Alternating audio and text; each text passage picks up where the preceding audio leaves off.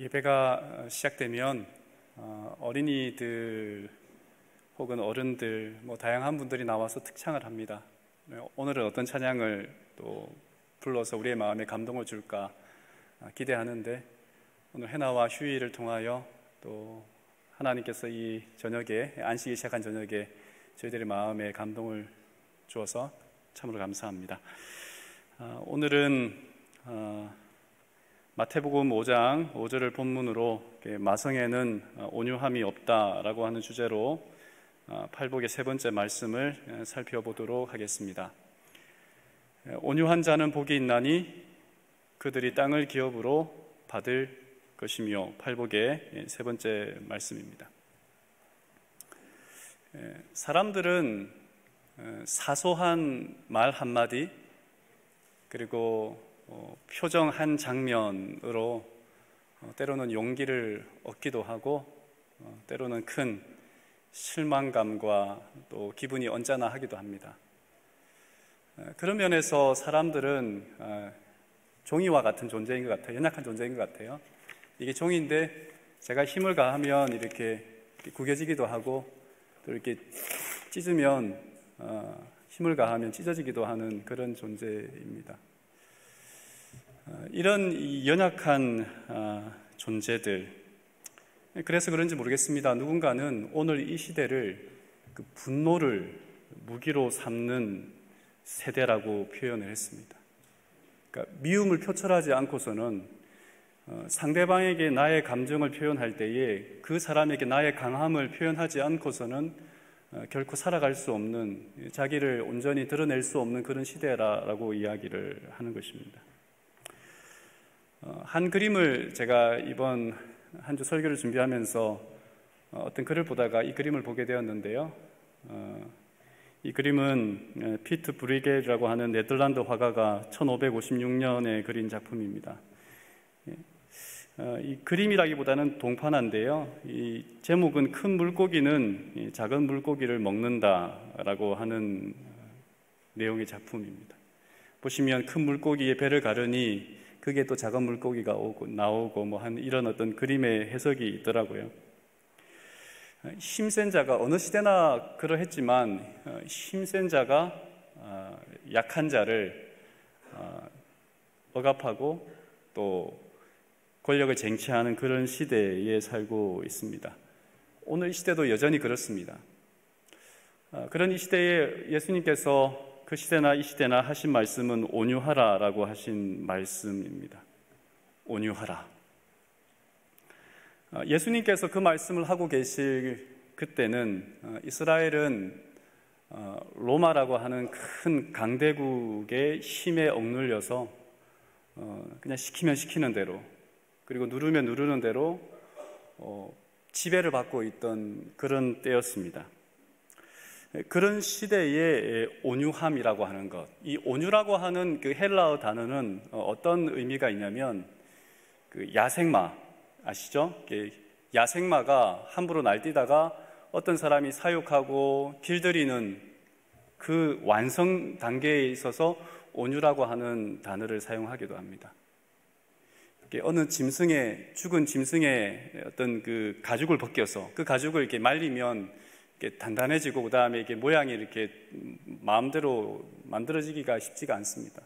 그랬을 때 그 가죽을 부드럽게 하고 다루어서 결국은 장인이 만들고 싶은 모양대로 만들어낼 때, 그때의 헬라어 단어가 온유입니다. 그러니까 온유라고 하는 것은 길들여진다라고 하는 것이 있고 부드럽다 하는 어떤 뜻이 있습니다. 그러다 보니 그 당시 강력한 힘이 나타나서 자신을 구원해 줄 것이라고 기대하던 그 시대에 예수님은 온유한 것이 복이 있다라고 했던 것은, 지금까지 참았는데, 지금까지 억눌리면서 살았는데, 지금까지 하라면 하고 하지 말라면 하지만은 길들여진 그런 삶을 살았는데, 그렇게 길들여지는 자가 복이 있다라고 하는 그 말씀에 대하여 사람들은 불편했을 겁니다. 예수님 당시에는 사람들을 크게 네 부류로 나눌 수 있습니다. 보수적인 사람들인 이 바리새인들이 있고요, 종교적으로 좀 더 이렇게 자유스러운 사람들인 이 사두개인들이 있었습니다. 그리고 그 삶에 있어서 좀 더 이렇게 절제하고 절제를 넘어서 이렇게 강제하는 그런 어떤 SNF파, 금욕주의자들이 있었고요.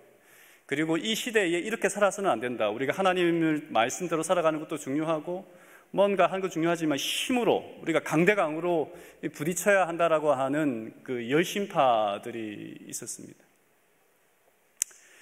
그 사람들이 바라던 예수는 다르지 않았겠습니까? 그 사람들이 바라던 메시아는 이런 거지 않았겠습니까? 바리새인들은 아마 하나님께서 기적적으로 나타나서 자신들을 구원해 줄, 이 선택받은 민족으로서 모든 만민 앞에서 드러내 줄 그런 메시아를 기다렸을 것입니다. 사두개인들은 아마도 이 현실에 집중하는 사람들이기 때문에 조금 더 부유하게, 조금 더 풍성하게 살 수 있는 그런 시대, 경제적인 어떤 미래를 밝혀줄 그런 지도자를, 그런 메시아를 바랬을지도 모르겠습니다. SNF파는 어쩌면 조금 더 금욕주의적인, 조금 더 이 절제하지 못하는 이 시대에 뭔가를 강력하게 말해서 사람들이 조금 더 절제된 그런 삶을 살아가는 지도자를 원했을지도 모르겠어요. 열심당은 그냥 세상을 엎어버리는 그런 개혁을 일으키는 그런 지도자를 원했을 겁니다. 그런데 예수님은 나는 너희에게 온유한 메시아가 되어줄 거야 라는 그 이야기를 하고 계신 것입니다. 성경에서 온유하다라고 하는 이 말은 사람에게는 두 사람에게만 적용이 되었습니다. 한 사람은 모세입니다. 그리고 예수님. 그러니까 온유하다라고 하는 그 말이 사람에게 성경에 적용된 사례는 딱 두 사례입니다. 온유라고 하는 그 단어의 한자 말 그대로 이렇게 따뜻하다, 이렇게 부드럽다라고 하는 뜻이 있습니다. 민수기 12장 3절에 있는 말씀을 보면 모세에 대하여 성경은 이렇게 말합니다. 이 사람 모세는 온유함이 지면의 모든 사람보다 더하더라 라는 이야기를 합니다. 여러분 질문해 볼까요? 이렇게 온유가 부드럽고 따뜻하다라는 표현을 우리가 단어적인 의미를 갖고 있을 때에 모세는 과연 온유한 사람이라고 이야기할 수 있는 존재인가요? 그런 사람인가요? 모세라고 하는 사람을 생각하면 그는 왕자일 때 정말 어떤 불의한 사건을 보기는 했습니다만은 결국은 그는 살인자라고 이야기할 수밖에 없는 사람을 죽인 사람이었어요. 출애굽할 때에 바로 앞에 서서, 그리고 홍해를 건널 때에 그 홍해 앞에서 지팡이를 내밀던 강력한 남성적인 이미지가 있는 사람이 이 모세입니다. 십계명을 받으러 시내산에 올라가서 40일 동안 금식하며 그 법궤에 들어갈 십계명을 받아올 그 사람, 그 모세를 생각하면 온유하다라고 하는 표현이 맞을까 하는 생각을 해보게 하는 것이죠. 그런데 성경은 모세를 온유하다라고 표현합니다. 이 온유하다라고 하는 이 성경의 언어 히브리어가 가장 잘 표현되어진, 이 온유함이 무엇인지 표현되어진 것이 뭐냐면 시편 37편에 있는 내용입니다. 37편 1절, 악을 행하는 자들 때문에 불평하지 말며 불의를 행하는 자들을 시기하지 말지어다.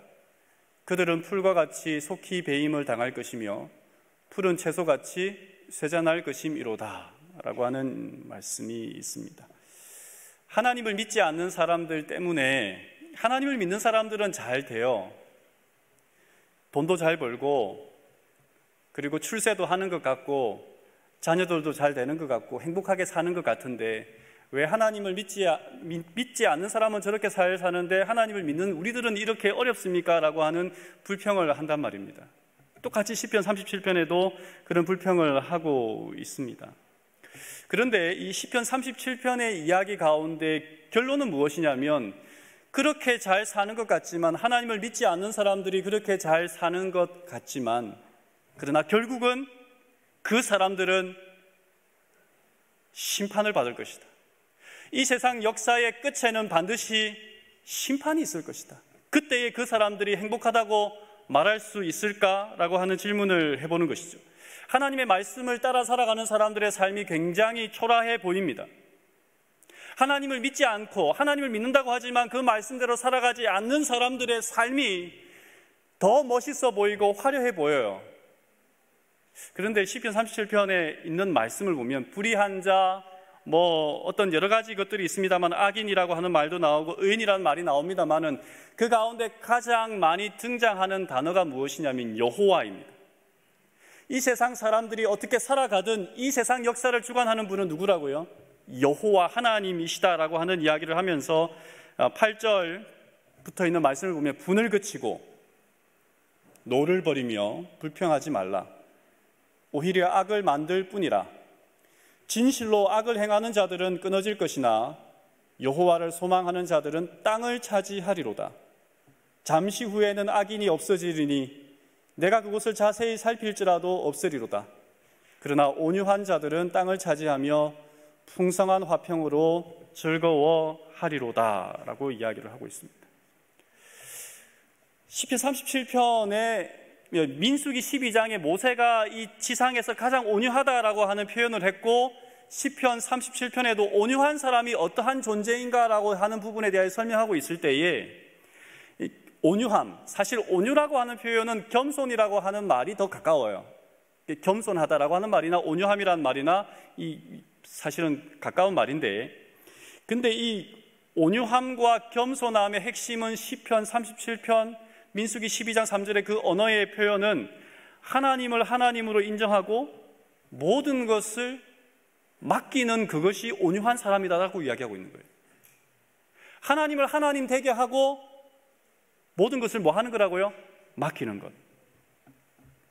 그래서 헤롤드 큐슈너는 겸손은 당신이 하나님이 아니라는 사실을 인정하는 것이다. 세상을 움직이는 것이 당신의 업무도 아니고 책임도 아님을 인정하는 것이다 라는 말로 겸손을 정의했습니다. 온유를 정의했습니다. 하나님을 하나님으로 인정하는 것. 그러니까 예수님은 온유한 자가 복이 있고 그 온유한 사람이 땅을 기업으로 받을 것이다 라고 하는 말을 할 때에 시편 37편에 있는 이 말씀을 인용한 거예요. 이 말씀을 염두에 두고 이야기하고 계신 것입니다. 결국 시편 37편을 통하여 온유한 사람이란 하나님이 이 온 우주를 뭐 하신다? 통치하신다.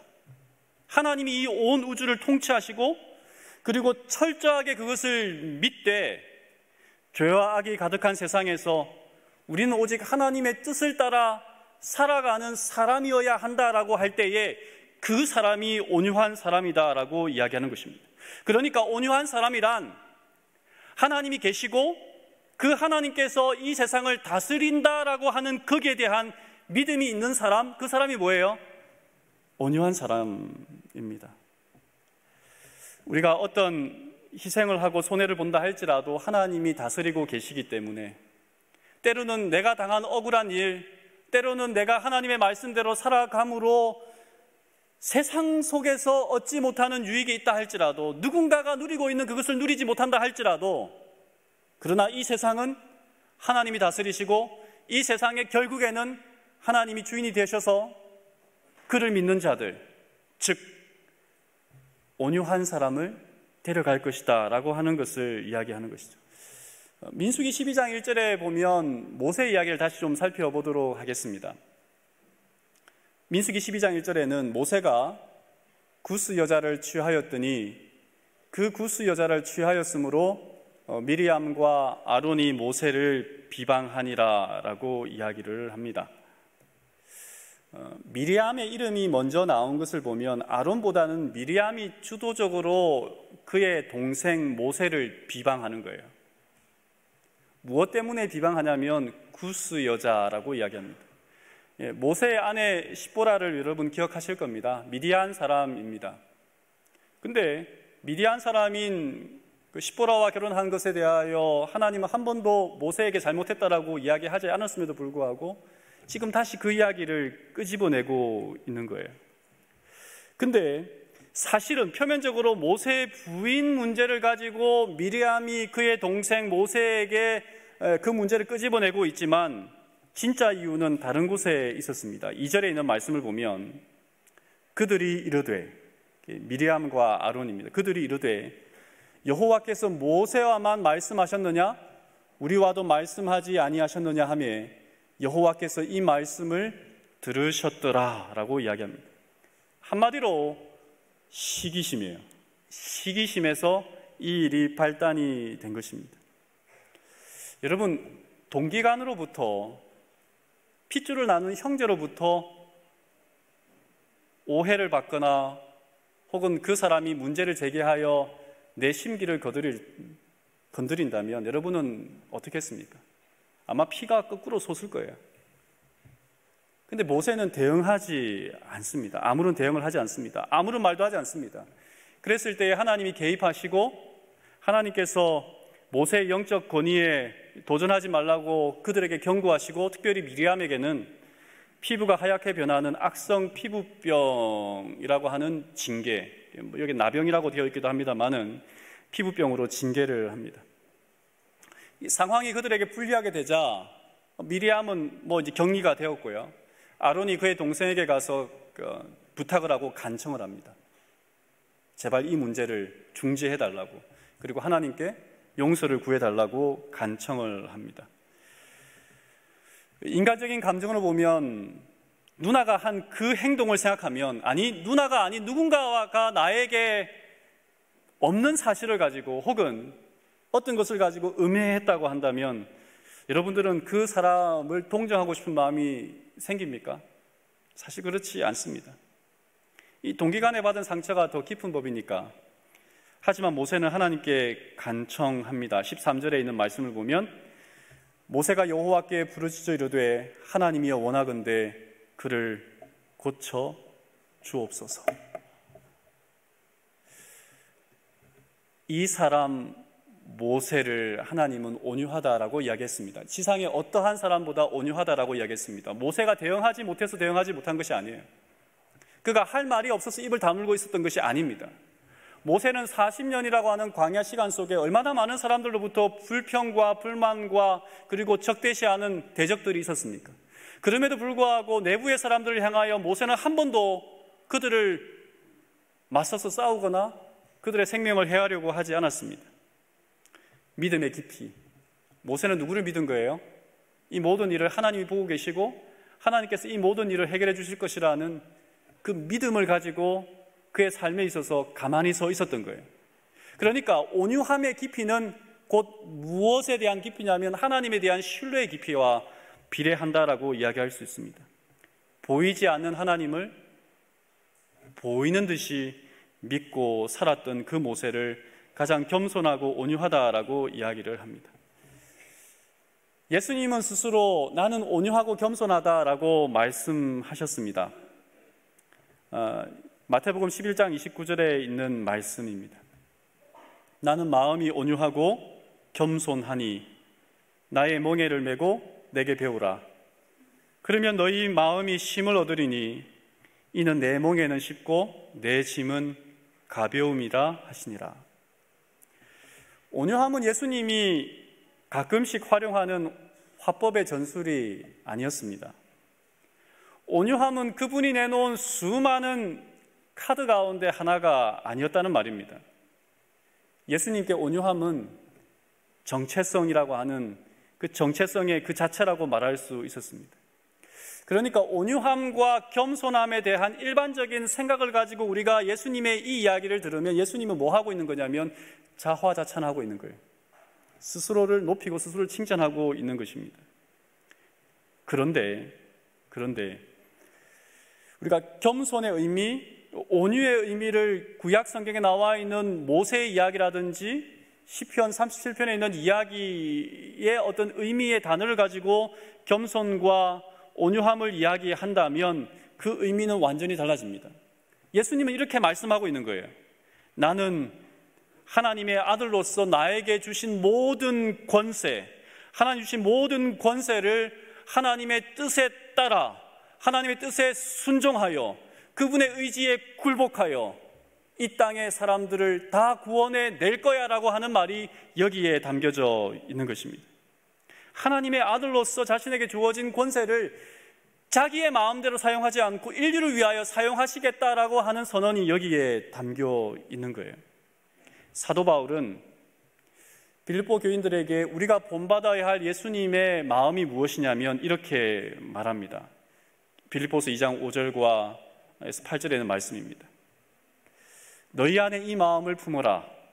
곧 그리스도 예수의 마음이니 그는 근본 하나님의 본체시나 하나님과 동등됨을 취할 것으로 여기지 아니하시고 오히려 자기를 비워 종의 형체를 가지사 사람들과 같이 되셨고 사람의 모양으로 나타나사 자기를 낮추시고 죽기까지 복종하셨으니 곧 십자가에 죽으심이라.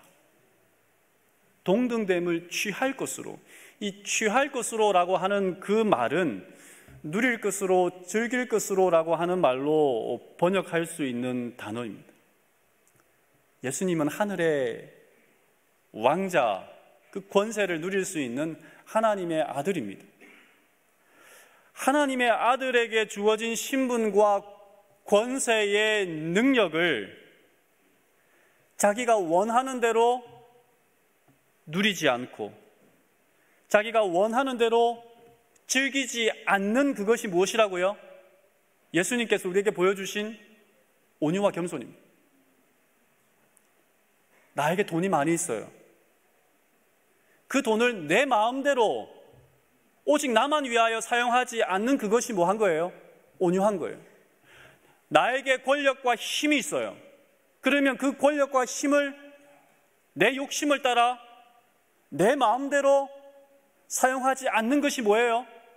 그것이 온유함입니다. 그래서 온유한 사람은 자기 자신에 대하여 민감하지 않습니다. 한번 생각해 보세요. 내 자신에 대하여 민감하지 않는 사람이 온유한 사람이에요. 두 번째는 자기 자신에 대하여 방어적인 자세를 취하지 않습니다. 잘못했다 그러면 네, 잘못했습니다. 전 죄인입니다 라고 말해야 될 텐데 그게 아니고 라고 이야기부터 한다면 온유하다라고 하는 말에 대하여 우리가 조금 더 사실 생각해 볼 필요가 있습니다. 세 번째로 온유한 사람은 자기 연민에 젖어 있지 않습니다.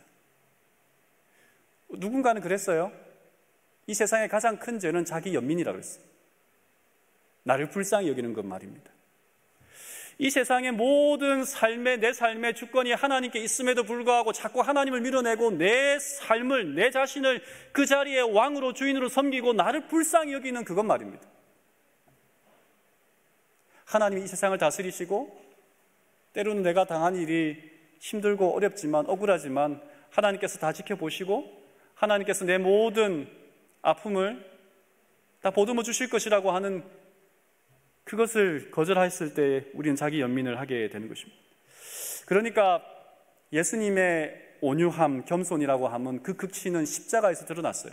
십자가는 결코 예수님이 지실 필요가 없는 것이었습니다.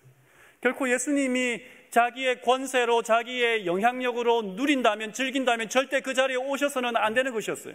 그런데 그 자리에 오셨기 때문에 예수님은 온유한 사람이다라고 이야기할 수 있는 것입니다.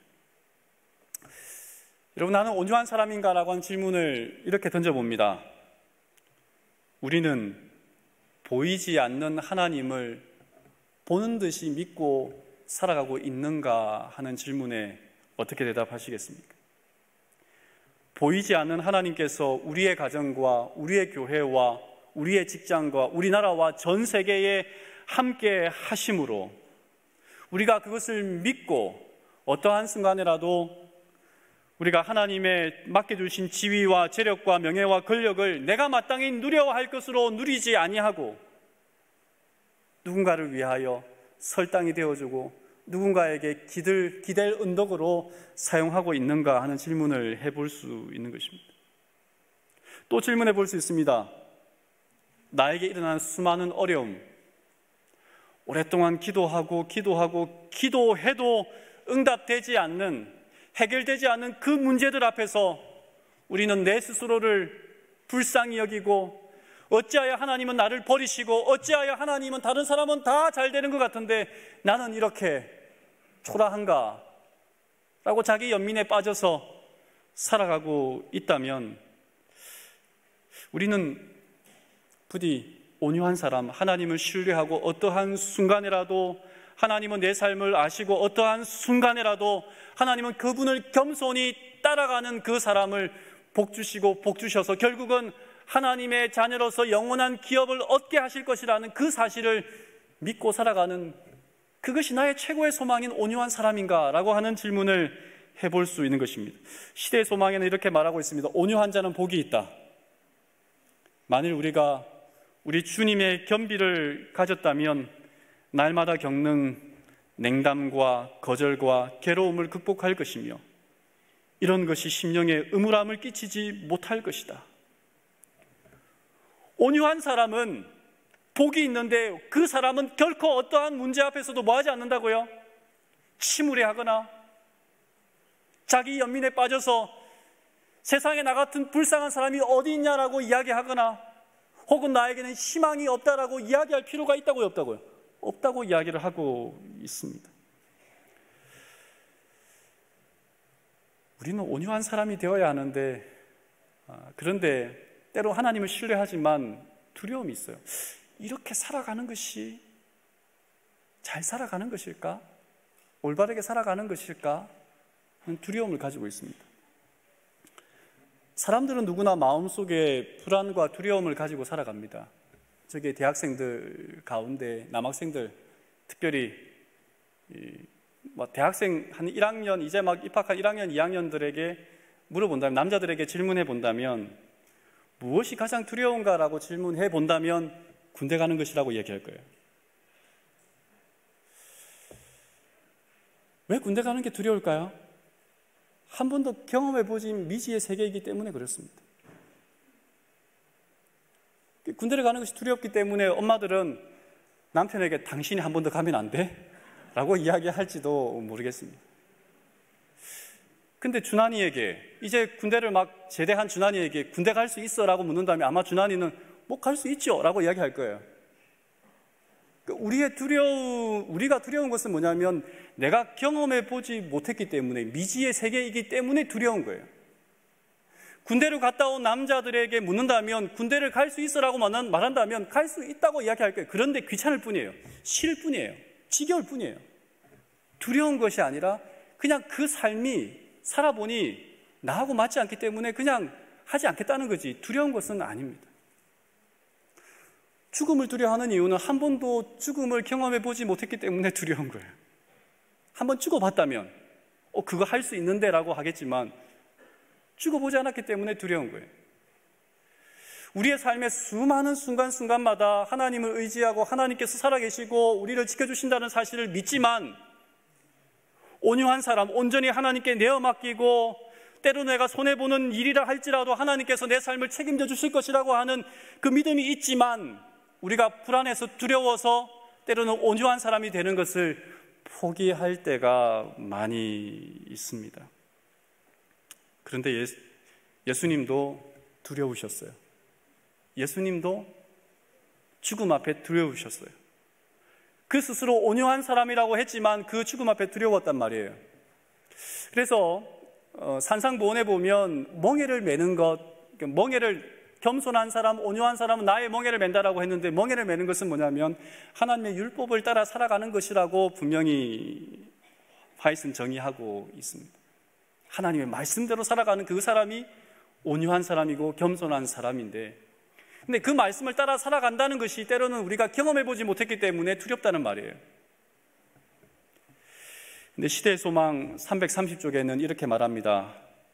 하나님과 완전한 조화가 지배하는 그리스도의 마음에는 완전한 평화가 있었다.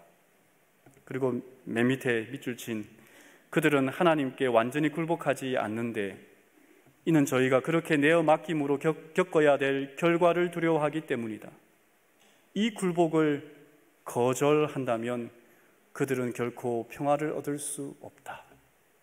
말씀을 정리하겠습니다. 우리의 삶 속에서 하나님을 믿지만 때로는 한 번도 경험해보지 못한 것이기 때문에, 때로는 이렇게 한다면 사회에서는 바보라고 이야기할 것이기 때문에 우리가 말씀이 어떻게 하나님께서 비춰주시고 우리에게 걸어가시도록 인도하시는지 알지만 온유한 사람이 되기보다는 비굴한 사람이 될 때가 있습니다.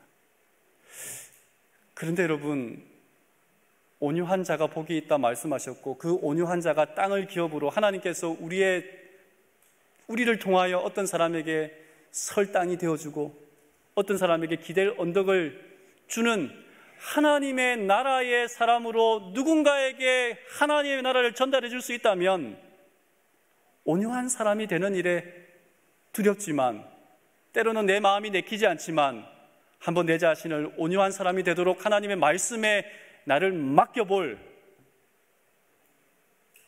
그런 결심을 이 시간 저와 함께 해보지 않으시겠습니까?